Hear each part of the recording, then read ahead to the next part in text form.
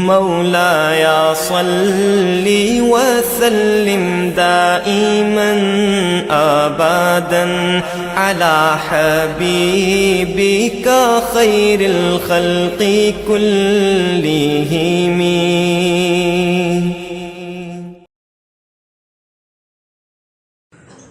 بسم اللہ الرحمن الرحیم. الحمدللہ وسلام علی محمد نبی صاحب تاج والمعراج والبراق وعلی آلہ واصحابہ واولیاء امتہ اجمعین. قال اللہ تعالی فی الکلام المجید سبحان الذی اسری بعبدہ لیلا.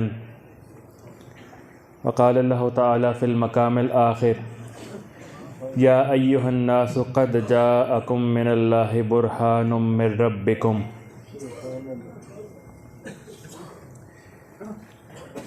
پہلی آیت کریمہ میں اللہ سبحانہ و تعالیٰ نے نبی اکرم صلی اللہ علیہ وآلہ وسلم کے معجزہ معراج کا ذکر خیر فرمایا،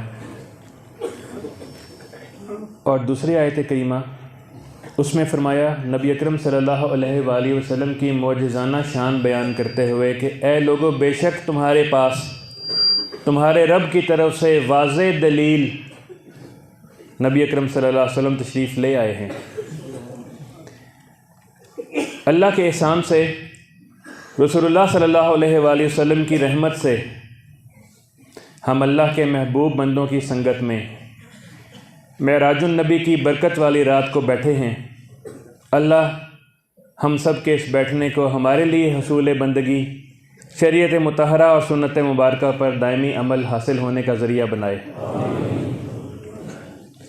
اللہ کے پاک کلام سے اور نبی اکرم صلی اللہ علیہ وآلہ وسلم کے فرامین سے، اپنے مرشدین اور اساتذہ سے پڑھا ہوا سبق معجزہ اور حضور کی ذات اور حضور صلی اللہ علیہ وآلہ وسلم کی معجزانہ شان کے کچھ پہلو میں اپنی اور ہم سب کی تقویت ایمان کے لیے سنی ہوئی بات سامنے رکھوں گا.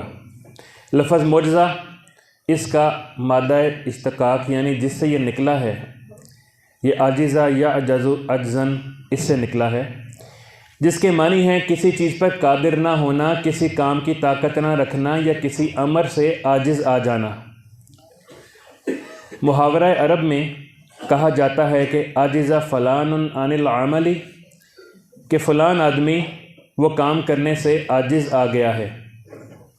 لغت میں اس کی تعریف اس طرح کی جاتی ہے کہ معجزہ اس خارق العادت چیز کو کہتے ہیں جس کی مثل لانے سے فرد بشر عاجز آ جائے. لغت اور بلاغت کے ماہرین نے، مفسرین نے، اصحاب سیر نے اس کی مختلف تعریفات بیان کی ہیں سمجھانے کے لیے. ان سب کو اگر دیکھا جائے تو یہ بات سامنے آتی ہے، پہلی بات کہ معجزہ من جانب اللہ ہوتا ہے، لیکن اس کا صدور، اس کا ظہور اللہ کے برگزیدہ نبی اور رسول کے ذریعے ہوا کرتا ہے. دوسری بات کہ معجزہ مروجہ قوانین فطرت اور عالم اسباب کے برعکس ہوا کرتا ہے. تیسری بات کہ معجزہ نبی اور رسول کا ذاتی نہیں بلکہ عطائی فعل ہوا کرتا ہے، اور یہ عطا اللہ رب العزت کی طرف سے ہوا کرتی ہے. اور چوتھی بات کہ معجزے کا ظہور کیونکہ رحمانی اور اللہ کی قوت سے ہوتا ہے، اس لیے عقل انسانی اس کے سامنے مان پڑ جاتی ہے اور تسلیم خم کرنے پر مجبور ہو جاتی ہے. اب اگر خواری کے عادات اور اسباب کی بات دیکھیں تو یہ 5 چیزیں ہیں جو محدثین نے، مفسرین نے لکھیں. ان میں سے 2 کا تعلق انبیاء سے ہوتا ہے کہ نبی سے جو خلاف عادت بات اعلان نبوت سے پہلے ظاہر ہو، اصطلاحاً اس کو ارہاس کہا جاتا ہے. جیسا کہ نبی اکرم صلی اللہ علیہ وآلہ وسلم کو پتھروں کا سلام کرنا، آپ پر بادلوں کا سایہ کرنا، آپ صلی اللہ علیہ وآلہ وسلم کا شق صدر جو نبوت کے اعلان سے پہلے ہوا وہ اس میں آئے گا، اور نبوت کے بعد جو ہوا وہ معجزہ اس میں آئے گا. اور اعلان نبوت کے بعد حضور نبی پہلے سے تھے، اعلان نبوت کے بعد ایسی خلاف عادت جو ظاہر ہو اسے معجزہ کہا جاتا ہے، جیسے حضور کا انگلیوں سے پانی جاری کر دینا اور بے تحاشا۔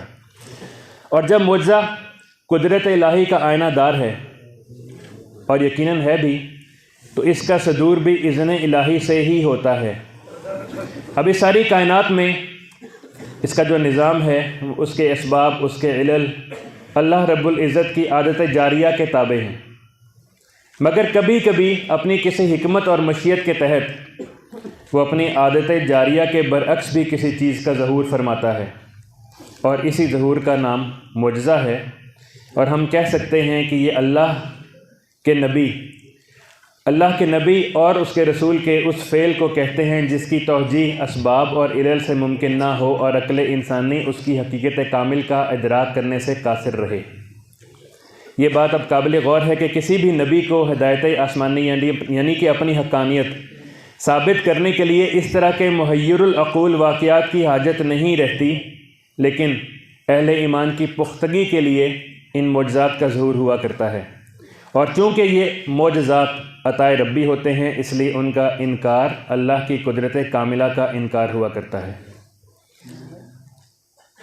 قرآنی حوالوں سے اگر دیکھیں تو جلیل القدر انبیاء اور رسول، ان کے معجزات کا قرآن کریم میں ذکر ہے۔ حضرت نوح علیہ السلام، ہود علیہ السلام، صالح علیہ السلام، ابراہیم علیہ السلام، یوسف علیہ السلام، موسیٰ علیہ السلام، داؤد علیہ السلام، سلمان علیہ السلام، زکریا علیہ السلام، اور نبی اکرم صلی اللہ علیہ وآلہ وسلم، اور کچھ انبیاء ان کا ذکر خیر تو آیا لیکن ساتھ صریحاً معجزہ کا بیان نہیں، لیکن متفقن علیہ حدیث بخاری اور مسلم کی اس طرح ہے کہ نبی اکرم صلی اللہ علیہ وآلہ وسلم نے فرمایا کہ ما من الانبیاء نبی الا اعطی ما مثلہ آمن علیہ البشر، کہ جملہ انبیاء کرام او کما قال، یعنی کہ جملہ انبیاء کرام میں سے ہر نبی کو اس زمانے کے مثل معجزات عطا کیے گئے جس کے سبب اس پر ایمان لایا گیا اور لوگ اس پر ایمان لائے۔ اب ضمناً عرض کروں کہ تمام نبیوں کو جو معجزات عطا کیے گئے جن کا ذکر قرآن میں اور نبی اکرم صلی اللہ علیہ وآلہ وسلم کے فرامین میں ملتا ہے، تو ائمہ دین ان کی تصریحات کے مطابق سب نبیوں کو معجزات ہمارے نبی حضرت محمد مصطفیٰ صلی اللہ علیہ وآلہ وسلم کے توسل سے ملے، جیسا کہ امام بصیری اپنے قصیدہ میں بھی یہ بات فرماتے ہیں۔ مفہوم عرض کروں گا کہ آپ فرماتے ہیں کہ تمام انبیاء کو جو معجزات عطا ہوئے وہ ان کو ہمارے نبی صلی اللہ علیہ وآلہ وسلم کے نور کے فیضان سے ملے، اور ہمارے نبی صلی اللہ علیہ وآلہ وسلم فضل الہی کے روشن آفتاب ہیں، اور بقیہ سارے نبی اس آفتاب کے چمکتے ہوئے ستارے ہیں جن کے انوار لوگوں پر تاریکیوں میں چمکتے ہیں۔ اعلیٰ حضرت بھی یہ بات فرماتے ہیں کہ لا ورب العرش، جس کو ملا ان کے در سے ملا، بٹتی ہے کونین میں نعمت رسول اللہ کی۔ اب یہاں پر ایک اور بات، اس بات کی وضاحت ضروری ہے کہ فلسفہ یا سائنس معجزے کی حقیقت کو شعور میں لانے میں متعاون تو ثابت ہو سکتی ہے، ایمان کی پختگی کا باعث تو بن سکتی ہے، لیکن ان سائنسی قوانین کو معجزات کی تفہیم کی اساس یا اس کی کلید قرار نہیں دیا جا سکتا، کیونکہ جو معجزات ہوتے ہیں وہ رب کائنات کی مطلق قدرت کا مظہر ہوا کرتے ہیں اور کسی بھی سائنسی توجیہ کے محتاج نہیں ہوا کرتے۔ آج کل اگر اس کو سائنسی توجیہ پیش کی جائے معجزات کی تو اس سے اجتناب کرنا چاہیے۔ نبی اکرم صلی اللہ علیہ وآلہ وسلم، آپ کی ذات مبارکہ تو سراپا معجزہ ہے۔ وہ اس لیے بھی اگر قرآن معجزہ ہے، جو کہ یقیناً ہے کیونکہ اس پر نصوص قطعیہ موجود ہیں، تو صاحب قرآن جو قرآن لے کر آئے، جن کے قلب اثر پر اس کا نزول ہوا، جن کی زبان مبارک سے ہم تک الفاظ پہنچے، ان کی معجزاتی کمالات کی تفسیر اور تعبیر کیا ہوگی؟ معراج کی اگر بات کریں، اصطلاحی معنی معراج کے سیڑھی کے ہیں، ایسی چیز کے ہیں، ایسے آلے کے ہیں جس کو پکڑ کر بلندی کی طرف چڑھا جائے۔ اصطلاحی معنی میں اس سے مراد نبی اکرم صلی اللہ علیہ وآلہ وسلم کا اپنے جسم اطہر کے ساتھ بیداری کی حالت میں مسجد الحرام سے مسجد اقصیٰ تک اور پھر آسمانوں تک اور پھر جہاں تک اللہ نے چاہا چلے جانا اور واپس آ جانا، اس کا نام معراج ہے۔ اس سفر کے 3 مراحل بیان کیے گئے ہیں۔ پہلا مسجد الحرام سے مسجد اقصیٰ تک، یہ زمینی سفر ہے، اس کی تفصیل زیادہ ملتی ہے۔ دوسرا مسجد اقصیٰ سے لے کر سدرۃ المنتہا تک جانا، اور تیسرا مرحلہ سدرۃ المنتہا سے آگے کعبہ قوسین، اور اس سے بھی آگے جہاں تک اللہ نے چاہا، اس سفر محبت اور عظمت کا سفر، محب اور محبوب کی خاص ملاقات، وہاں تک چلے جانا۔ ان تینوں کی تفصیل پر مفتی بلال صاحب بات کریں گے۔ ہم بات کر رہے تھے نبی اکرم صلی اللہ علیہ وآلہ وسلم کی ذات مبارکہ کے معجزہ ہونے کی۔ آپ کی ذات میں معجزات کا سمندر موجزن ہے، آپ کو سراپا معجزہ بنا کر بھیجا گیا۔ آپ کی نبوت اور رسالت کیونکہ تمام عالم کے لیے قیامت تک ہے، اس لیے اللہ نے آپ صلی اللہ علیہ وآلہ وسلم کی ذات میں ایسے ایسے معجزات رکھے جو قیامت تک کے لیے اس طرح ہیں۔ آپ کو ایسی معجزانہ شان عطا فرمائی، ایسا حسن و کمال، ایسی خوبصورتی، ایسی شان و شوکت جو کسی اور کا حصہ نہیں، یہ حضور خاتم النبیین کا ہی حصہ ہے۔ آپ صلی اللہ علیہ وآلہ وسلم سر انور سے لے کر پائے نور تک آپ کی ذات بابرکات معجزہ، معجزہ معجزہ، روشنی روشنی، آپ کے معجزانہ کمال اور جمال۔ معجزانہ جمال و کمال ہوتا کیا ہے، اس نے اپنے معنی بھی نبی اکرم صلی اللہ علیہ وآلہ وسلم کے نورانی وجود با کمال سے لیے۔ کوئی کسی قسم کا عیب اور نقص نبی اکرم صلی اللہ علیہ وآلہ وسلم کی ذات میں ہو ہی نہیں سکتا۔ حضرت حسان بن ثابت رضی اللہ تعالیٰ عنہ شاعر رسول حضور کے سامنے قصیدہ پڑھ رہے ہیں، خلقت مبرأ من کل عیب۔ حضور موجود ہیں، آپ نے سنا، خوشی کا اظہار فرمایا اور دعا بھی دی کہ اللہم ایدہ بروح القدس، اس کی مدد فرما روح قدس کے ذریعے۔ اور یہ حدیث تقریری ہے، نبی اکرم صلی اللہ علیہ وآلہ وسلم کے سامنے کوئی کام کیا جائے، آپ اس پر خاموشی اختیار فرمائیں یا تائید فرمائیں، وہ حدیث تقریری ہوا کرتی ہے۔ تو نبی اکرم صلی اللہ علیہ وآلہ وسلم کے اعضائے بدنیہ عجیب معجزانہ کمال کے حامل تھے، ہر چیز میں ظاہری کمال تھا اور معجزانہ شان بھی تھی۔ نبی اکرم صلی اللہ علیہ وآلہ وسلم کے دست اقدس، دست رحمت، دست برکت کو دیکھیں، اس کی شان دیکھیں، ان کی قوت اور توانائی کو دیکھیں، طاقت کو دیکھیں۔ نبی اکرم صلی اللہ علیہ وآلہ وسلم کے مبارک ہاتھوں کی شان میں اللہ سبحانہ و تعالیٰ نے ید اللہ فوق ایدیہم فرما کر ایمان و ہدایت بندوں کے دلوں تک پہنچانے کے عنوان پر ایک دل آویز داستان رقم کر کے رکھ دی۔ فرمایا گیا آپ کے دست اقدس کی شان میں ان الذین یبایعونک انما یبایعون اللہ ید اللہ فوق ایدیہم، کہ اے محبوب صلی اللہ علیہ وآلہ وسلم، جو آپ سے بیعت کرتے ہیں وہ تو اللہ سے ہی بیعت کرتے ہیں بلا کیف۔ اس میں اللہ کا لفظ، انما کا لفظ آیا، یہ کلمہ حصر ہے، انما یبایعون اللہ، گویا کہ وہ اللہ سے ہی بیعت کرتے ہیں۔ انما کلمہ حصر، اس کا مطلب ہے کہ اس کے علاوہ کوئی اور بات ہو ہی نہیں سکتی، جزئی نیست کہا جاتا ہے اس کو، اور یہی نسبت، یہی بیعت انہیں حقیقت بندگی عطا کرتی ہے۔ نبی اکرم صلی اللہ علیہ وآلہ وسلم کے دست اقدس انتہائی نرم، ملائم اور شبنم کے قطروں سے بھی نازک تھے، اور آپ کی مبارک انگلیاں وہ ایسی معجزانہ شان کی حامل تھیں کہ چاند کی طرف اٹھتی تو وہ بھی دو ٹکڑے ہو جایا کرتا تھا۔ نبی اکرم صلی اللہ علیہ وآلہ وسلم کے مبارک ہاتھ ہزاروں باطنی فیوز و برکات کا ذریعہ تھے۔ جس کو آپ کے مبارک ہاتھ نے مس کر دیا اس کی حالت ہی بدل گئی۔ وہ ہاتھ کسی بیمار کو لگا، وہ شفا یاب ہو گیا، اور اس کی خیر و برکت کی تاثیر مرتے دم تک وہ اپنے قلب میں محسوس کرتا رہا۔ کسی سینے پر لگا تو اسے علم و حکمت سے مالا مال کر گیا۔ سیدنا علی کرم اللہ وجہ الکریم جب یمن جانے لگے تو اس وقت کی بات، نبی اکرم صلی اللہ علیہ وآلہ وسلم ان کے سینے پر ہاتھ پھیرتے ہیں اور وہ فرماتے ہیں کہ اس کے بعد مجھے کبھی کسی چیز کے درمیان فیصلہ کرنے میں دقت نہیں ہوئی۔ سیدنا ابو ہریرہ رضی اللہ تعالیٰ عنہ قوت حافظہ میں کمی کی شکایت کرتے ہیں، نبی اکرم صلی اللہ علیہ وآلہ وسلم اپنا دست رحمت، دست اقدس، دست برکت ان کے سینے پر رکھتے ہیں۔ ان کے حافظہ کا کمال دیکھیں، سب سے زیادہ احادیث انہی سے مروی ہیں۔ یہی مبارک ہاتھ جب کسی بکری کے خشک تنوں کو لگا تو وہ بھی دودھ سے بھر گئے، کسی لکڑی کو لگا وہ تلوار بن گئی، کھجور کی شاخ روشن ہو گئی، اس دست اقدس کی معجزانہ شان کہاں کہاں عیاں نہ تھی، اسی طرح نبی اکرم صلی اللہ علیہ وآلہ وسلم کے دست اقدس کے بعد آپ کی مبارک آنکھوں کو دیکھیں، ان سے کیسی معجزانہ شان کا ظہور تھا۔ آنکھوں کی پتلیاں اگر خوبصورت تھیں تو کائنات ان کی چمک کو دیکھ کر ویسے ہی مبہوت ہو جایا کرتی تھی۔ ان کی توانائی دیکھیں کہ بیٹھے مدینے میں ہیں لیکن جنت اور دوزخ کا مشاہدہ کرتے ہیں۔ ان کی معجزانہ شان دیکھیں، اسی طرح روشنی میں دیکھتے ہیں اور اسی طرح اندھیرے میں دیکھتے ہیں۔ آپ فرماتے ہیں، بخاری شریف، بہقی شریف، مسلم شریف مختلف کتب میں مروی ہے کہ میں آگے بھی اسی طرح دیکھتا ہوں اور پیچھے بھی اسی طرح دیکھتا ہوں۔ اپنی صفوں کو سیدھا رکھا کرو، مت سمجھو کہ میں صرف آگے دیکھتا ہوں، میں تمہارے رکوع بھی دیکھتا ہوں، تمہارے سجود بھی دیکھتا ہوں اور تمہارے دلوں کے خشوع بھی دیکھتا ہوں۔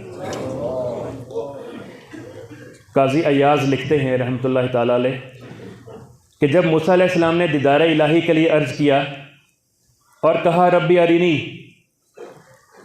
تو اللہ تعالیٰ نے اپنی صفاتی تجلی کوہ طور پر پھینکی۔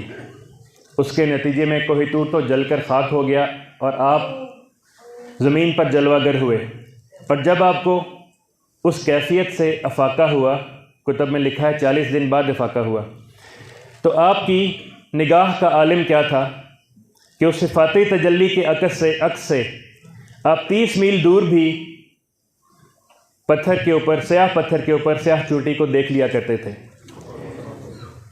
تو وہ ہستی رسول اللہ صلی اللہ علیہ وآلہ وسلم کہ جس نے تجلیات الہیہ کا براہ راست مشاہدہ کیا ہو واقعہ معراج میں، شب معراج میں، ان کی چشمان مقدس کی بصارت کا کیا عالم ہوگا۔ انہی کی شان میں فرمایا اللہ نے ما زاغ البصر وما طغی۔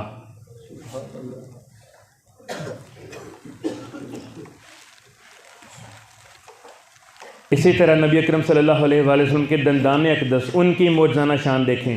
جب آپ مسکراتے تو صحابہ بتاتے ہیں کہ ان سے نور کی شعاع نکلتی۔ صحابہ کرام انہوں نے اسی حسن لازوال کی معجزانہ شان کا نقشہ ہمارے سامنے کھینچ کر رکھ دیا۔ آواز مبارک کی بات کریں، اللہ نے نبی اکرم صلی اللہ علیہ وآلہ وسلم کی آواز میں بڑی ہی دل آویزی اور بڑی ہی حلاوت بخشی تھی، حسن کامل کا، معجزانہ شان کا نمونہ تھی۔ اللہ عز و جل نے ایسا منفرد وصف جمیل سے نوازا تھا کہ آپ مسجد نبوی میں خطبہ دیتے ہوئے بات فرماتے ہیں کہ بیٹھ جاؤ، اور قبیلہ بنی غنم میں صحابہ سن کے بیٹھ جاتے ہیں۔ خطبہ حجت الوداع کے موقع پر 1 لاکھ سے زیادہ صحابہ ہیں، حضور مناسک حج کی تعلیم دیتے ہیں اور ہر ایک تک برابر آواز پہنچتی ہے۔ اسی طرح آپ کے گوش اقدس، مبارک کانوں کی معجزانہ شان دیکھیں۔